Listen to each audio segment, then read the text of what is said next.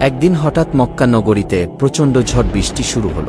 ঝড় বৃষ্টির প্রবল দাপটের কারণে মক্কা নগরের জমজম কূপ বালিতে পরিপূর্ণ হয়ে গেল। অতঃপর জমজম কূপ থেকে পানি ওঠা বন্ধ হয়ে গেল। তারপর মক্কা নগরীতে প্রবল আকারে পানির সংকট দেখা দিল। মক্কার মানুষেরা পানির জন্য এদিকে ওদিকে ছোটাছুটি করতে লাগল, কিন্তু কোথাও পানির সন্ধান না পেয়ে তারা সবাই দিশেহারা হয়ে পড়ল। শিশু, যুবক, বৃদ্ধ, বৃদ্ধা সবাই পানির অভাবে অসুস্থ হয়ে পড়লেন। তৎকালীন সময়ে মক্কা নগরীর নেতা ছিলেন প্রিয় নবী মুহাম্মদ সাল্লাল্লাহু আলাইহি ওয়াসাল্লামের দাদা আব্দুল মুত্তালিব। পানির সংকটে দিশেহারা হয়ে মক্কাবাসী সবাই তাদের নেতা আব্দুল মুত্তালিব এর কাছে গেলেন এবং বললেন, আপনি আমাদের নেতা, আপনি যেভাবেই হোক আমাদের জন্য পানির ব্যবস্থা করে দিন। আমাদের জন্য জমজম কূপ থেকে পানি উত্তোলনের ব্যবস্থা করে দিন। আমাদের মনে হয় আপনি ছাড়া আর কেউ জমজম কূপ থেকে পানি উত্তোলনের ব্যবস্থা করে দিতে পারবে না। উপস্থিত সবাই বললেন, আমরা যদি জমজম কূপ থেকে পানি না পাই তাহলে আমরা সবাই অসুস্থ হয়ে মারা যাব।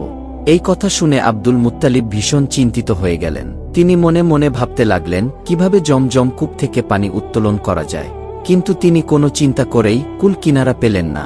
তখন তিনি মহান রাব্বুল আলামিনের কাছে 2 হাত তুলে দোয়া করলেন এবং মানত করলেন, কিন্তু কোনো দোয়া বা মানত কবুল হচ্ছিল না। শেষ পর্যন্ত আব্দুল মুত্তালিব মহান রাব্বুল আলামিনের কাছে দোয়া করে বললেন, হে মহান আল্লাহ, আপনি জমজম কূপ থেকে পানি উত্তোলন করার ব্যবস্থা করে দিন। বিনিময়ে আমি আমার 10 সন্তানের মধ্য থেকে একটি সন্তানকে আপনার রাস্তায় কুরবানি করে দিব। আব্দুল মুত্তালিব যখন এই মানত করলেন তখন সেই মানত কবুল হয়ে গেল। অর্থাৎ নবী কারীম সাল্লাল্লাহু আলাইহি ওয়াসাল্লামের দাদা যখন এই মানত করলেন তখন মহান রাব্বুল আলামিন সেই মানত কবুল করে নিলেন এবং তার সাথে সাথেই জমজম কূপ থেকে প্রচুর পরিমাণে পানি বের হতে লাগল। অতঃপর জমজম কূপ থেকে পানি বের হতে দেখে মক্কাবাসীগণ অবাক হয়ে গেলেন এবং তারা আনন্দে আত্মহারা হয়ে পড়লেন। এরপর জমজম কূপ থেকে পানি উত্তোলন হওয়ার পরে সবাই আবার সুখে শান্তিতে বসবাস করতে লাগলেন। কিন্তু অপরদিকে এই ঘটনার পরে নবী কারীম সাল্লাল্লাহু আলাইহি ওয়াসাল্লামের দাদা আব্দুল মুত্তালিবের এই মানদের কথা মনে ছিল না। তিনি প্রতিনিয়ত এই মানদের কথা ভুলে যেতে লাগলেন। এরপর একদিন রাসূলুল্লাহ সাল্লাল্লাহু আলাইহি ওয়াসাল্লামের দাদা আব্দুল মুত্তালিব নিজ কক্ষে ঘুমাচ্ছিলেন। তখন মহান রাব্বুল আলামিন তাকে স্বপ্নে বললেন, হে আব্দুল মুত্তালিব, তুমি কি তোমার মানদের কথা ভুলে গেলে? তোমার কি মনে নেই তুমি কি মানত করেছিলে? তুমি মানত করেছিলে জমজম কূপ থেকে পানি বের হলে তোমার 10 সন্তান থেকে একটি সন্তানকে আল্লাহর রাস্তায় কুরবানি করে দিবে। তুমি তোমার মানত পূরণ করো। এই স্বপ্ন দেখার পর আব্দুল মুত্তালিবের ঘুম ভেঙে গেল এবং তিনি ঘাবড়ে গিয়ে বসে পড়লেন। অতঃপর তিনি বললেন, সত্যি তো আমি মানত করেছিলাম যে জমজম কূপ থেকে পানি উঠলে আমি আমার 10 সন্তান থেকে একটি সন্তানকে আল্লাহর রাস্তায় কুরবানি করে দিব, কিন্তু আমি তো আমার মানদের কথা ভুলেই গিয়েছি। আব্দুল মুত্তালিব এই স্বপ্নের কথা কারো কাছে প্রকাশ করলেন না। এরপর পরের দিন তিনি আবারও স্বপ্ন দেখলেন। মহান রাব্বুল আলামিন পুনরায় বলছেন, হে আব্দুল মুত্তালিব, তুমি কি ভুলে গেলে? তুমি কি মানত করেছিলে? তুমি তোমার মানত পূরণ করো। অতঃপর তিনি উঠে বসলেন এবং আজও তিনি তার স্বপ্নের কথা কারো কাছে প্রকাশ করলেন না। এরপর তিনি তৃতীয় দিন আবার স্বপ্ন দেখলেন। মহান রাব্বুল আলামিন আব্দুল মুত্তালিবকে বলছেন, হে আব্দুল মুত্তালিব, তোমার কি মনে নেই তুমি কি মানত করেছিলে? তুমি মানত করেছিলে তোমার 10 সন্তান থেকে একটি সন্তানকে আল্লাহর রাস্তায় কুরবানি করবে। অতএব তুমি তোমার মানত পূরণ করো। তোমার 10 সন্তানের মধ্য থেকে একটি সন্তানকে আল্লাহর রাস্তায় কুরবানি করো। তুমি যদি 7 দিনের মধ্যে তুমি তোমার মানত পূরণ না করো তবে তোমার 10 সন্তান মৃত্যুবরণ করবে এবং জমজম কূপ থেকে চিরদিনের জন্য পানি উঠা বন্ধ হয়ে যাবে। এই স্বপ্ন দেখে রাসূলুল্লাহ সাল্লাল্লাহু আলাইহি ওয়াসাল্লামের দাদা আব্দুল মুত্তালিব কাঁদতে লাগলেন। তিনি চিন্তা করতে লাগলেন এখন তিনি কি করবেন, কিন্তু তিনি কিছুই ভেবে পাচ্ছেন না কিভাবে তিনি মানত পূরণ করবেন, কারণ তিনি তার 10 সন্তানের মধ্য থেকে কাকে তিনি কুরবানি করবেন এটাই তিনি ভেবে পাচ্ছিলেন না। এই কঠিন সিদ্ধান্ত নেয়া তার একার পক্ষে সম্ভব হচ্ছিল না। তাই আব্দুল মুত্তালিব পরের দিন তাওরাত পণ্ডিতদের ডেকে পাঠালেন। তারা উপস্থিত হলে তিনি তাদের বললেন, হে পণ্ডিতগণ, আমি আল্লাহর দরবারে মানত করেছিলাম যে যদি জমজম কূপ থেকে পুনরায় পানি প্রবাহিত হয় তবে আমি আমার 10 সন্তান থেকে একটি সন্তানকে আল্লাহর রাস্তায় কুরবানি করে দিব। মহান রাব্বুল আলামিন আমার সেই মানত পূরণ করেছিলেন এবং জমজম কূপ থেকে আবারও পানি প্রবাহিত করেছিলেন, কিন্তু এরপর আমি আমার মানদের কথা ভুলে গিয়েছিলাম, যার ফলে গত 3 রাত আমি একটানা স্বপ্ন দেখেছি যে মহান রাব্বুল আলামিন আমাকে আমার মানত পূরণ করার জন্য বলছেন। মহান আল্লাহ আমায় জানিয়ে দিয়েছেন আমি যদি আমার এই মানত পূরণ না করি তবে আমার সব সন্তান মৃত্যুবরণ করবে এবং জমজম কূপ থেকে পানি উঠা চিরদিনের জন্য বন্ধ হয়ে যাবে। এবার আপনারাই বলুন আমি কি করব? তখন পণ্ডিতগণ বললেন, হে আব্দুল মুত্তালিব, আপনি যেহেতু এমনটাই মানত করেছেন আর মহান রাব্বুল আলামিন আপনাকে স্বপ্নে বারবার মানত পূরণ করার আদেশ দিচ্ছেন, তাই আপনাকে অবশ্যই আপনার 10 সন্তানের মধ্য থেকে একজন সন্তানকে আল্লাহর রাস্তায় কুরবানি করতেই হবে। পণ্ডিতগণের কথা শুনে আব্দুল মুত্তালিব অত্যন্ত চিন্তিত ও পেরেশানি হয়ে গেলেন। এখন তিনি কি করবেন কিছুই ভেবে পাচ্ছিলেন না। তার 10 সন্তানের মধ্যে কাকে তিনি জবাই করবেন এটা তিনি ভেবে পাচ্ছিলেন না, কারণ তার 10 সন্তানই তার কাছে প্রিয় ছিল। তারপর তিনি কোনো উপায় না পেয়ে তার 10 সন্তানকে ডাকলেন। আব্দুল মুত্তালিবের বড় সন্তান ছিলেন আব্বাস রাদিয়াল্লাহু তাআলা আনহু। তিনি সর্বপ্রথম তার বড় সন্তানকে বললেন, হে আমার পুত্র, আমি আল্লাহর কাছে মানত করেছিলাম যে জমজম কূপ থেকে পানি বের হলে আমি আমার 10 সন্তানের মধ্য থেকে একটি সন্তানকে আল্লাহর রাস্তায় কুরবানি করে দিব। এখন আমি কি করব? এখন তুমি কি আমার সেই মানতটি পূরণ করবে? তখন তার বড় ছেলে আব্বাস রাদিয়াল্লাহু তাআলা আনহু বললেন, আব্বাজান, এটা কেমন মানত? আমি আপনার মানত পূরণ করতে পারব না। আপনি আপনার অন্য সন্তানদের এই মানত পূরণ করতে বলুন। বড় সন্তান আব্বাসের এমন কথা শুনে তখন আব্দুল মুত্তালিব তার দ্বিতীয় সন্তান আমির হামজাকে বললেন, হে আমার পুত্র, তুমি আমার মানত পূরণ করো। তখন আমির হামজা বললেন, আব্বাজান, আপনি এ কেমন মানত করেছেন? আপনার মানতের জন্য আমি আমার জীবন দিতে পারব না। আপনার এই মানত পূরণ করার জন্য আপনি আপনার অন্য সন্তানদের বলুন। এভাবেই আব্দুল মুত্তালিব একে একে সব সন্তানকে তার মানত পূরণ করার জন্য বললেন। কিন্তু তার 10 সন্তানের মধ্যে 9 সন্তানই বাবার এই প্রস্তাবে রাজি হলেন না। বাকি ছিল তার একটি সন্তান, সেটি হল আব্দুল মুত্তালিবের সবথেকে ছোট পুত্র, যার নাম ছিল আব্দুল্লাহ। আব্দুল্লাহ ছিলেন প্রিয় নবী মুহাম্মদ সাল্লাল্লাহু আলাইহি ওয়াসাল্লামের পিতা।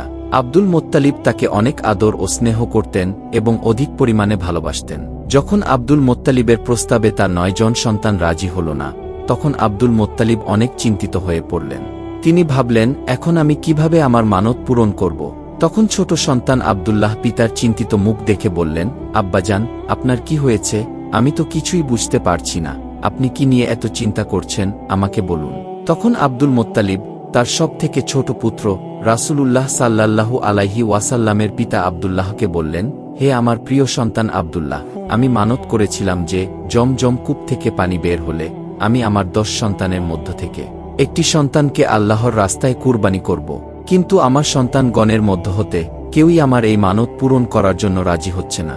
কিন্তু মহান রাব্বুল আলামিন আমায় স্বপ্নে বলেছেন, আমি যদি আমার 10 সন্তানের মধ্য থেকে একটি সন্তানকে আল্লাহর রাস্তায় কুরবানি না করি, তবে আমার 10টি সন্তানই মৃত্যুবরণ করবে এবং পবিত্র জমজম কূপ থেকে চিরদিনের জন্য পানি উঠা বন্ধ হয়ে যাবে।